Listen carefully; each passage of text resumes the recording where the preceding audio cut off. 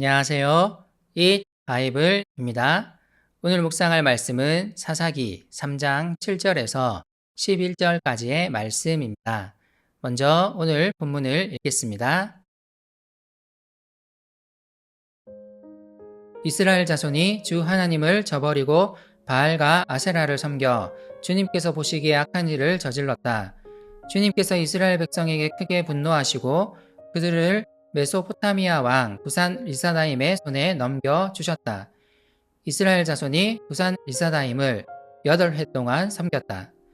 이스라엘 자손이 주님께 울부짖으니 주님께서 그들을 구하려 주시려고 이스라엘 자손 가운데서 한 구원자를 세우셨는데 그가 곧 갈렙의 아우 그나스의 아들인 온니엘이다. 주님의 영이 그에게 내리니 온니엘은 이스라엘의 사사가 되어 전쟁터에 싸우러 나갔다. 주님께서 메소포타미아 왕 구산 리사다임을 온니엘의 손에 넘겨주셨으므로 온니엘은 구산 리사다임을 쳐서 이길 수 있었다.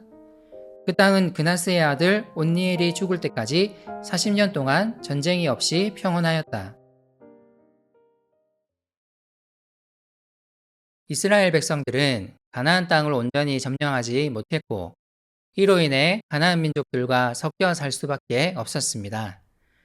광야 시절과 가나안 땅에서의 여러 전투를 경험하지 못한 새로운 세대가 등장했고 이 세대는 점점 하나님을 신뢰하는 마음을 잃어갔습니다.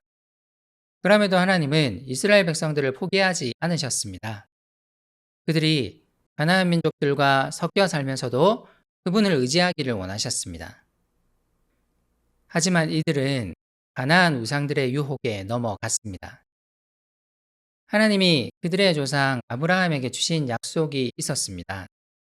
바로 하나님의 복의 근원이 되어 여러 민족들에게 하나님의 복을 흘려보내는 민족이 되는 것이었습니다.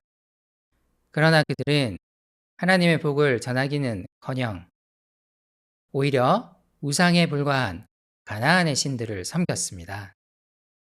그들의 복의 근원이신 하나님을 버리고 바알과 아세라를 섬겼고 이것은 그들의 삶에도 영향을 미쳐 온갖 악을 저지르게 되었습니다. 하나님은 크게 진노하셨습니다. 그래서 그들을 메소포타미아 왕 구산 리사다임의 손에 넘기셨습니다.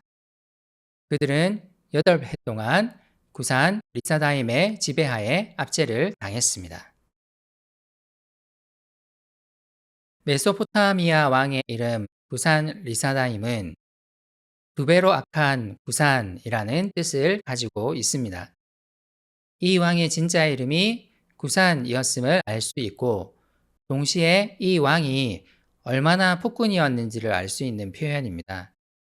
이스라엘 백성들은 아마 이 왕의 압제 아래에서 정말 큰 고통을 겪었을 것입니다. 하지만 이 압제를 단단히 화가 나신 하나님의 진노의 결과로만 해석할 수는 없습니다. 앞선 본문에서는 하나님이 가나안 땅에 여러 민족을 남겨두신 것을 하나님의 시험으로 표현했습니다. 시험은 분명한 목적이 있습니다. 그 목적은 이스라엘 백성들이 죄악 가운데서도 하나님께 다시 돌아오도록 만들기 위함입니다. 하나님은 이스라엘 백성들을 죄악 가운데 그대로 내버려 두지 않으셨습니다. 그들이 다시 하나님을 찾도록 진정한 구원자이신 하나님께 나아와 구하도록 그들을 훈련하십니다. 하나님은 여전히 이스라엘 백성들에게 그분의 은혜를 베풀고 계십니다. 고통 가운데 이스라엘 백성들이 주님께 부르짖습니다. 하나님은 마치 기다리셨다는 듯이 그들을 구원할 한 구원자를 세우십니다. 곧 갈렙의 아우 그나스의 아들인 온니엘이었습니다. 온니엘은 갈렙의 사위이기도 했습니다. 이스라엘의 첫 사사가 눈에 보이는 강한 힘보다 하나님을 더 의지했던 믿음의 사람 갈렙과 관계된 인물이었다는 사실은 매우 의미가 깊습니다. 온니엘은 하나님의 영을 의지하여 이스라엘의 사사가 됩니다. 그는 전쟁을 피했던 새로운 세대들과 달리 전쟁을 피하지 않았습니다.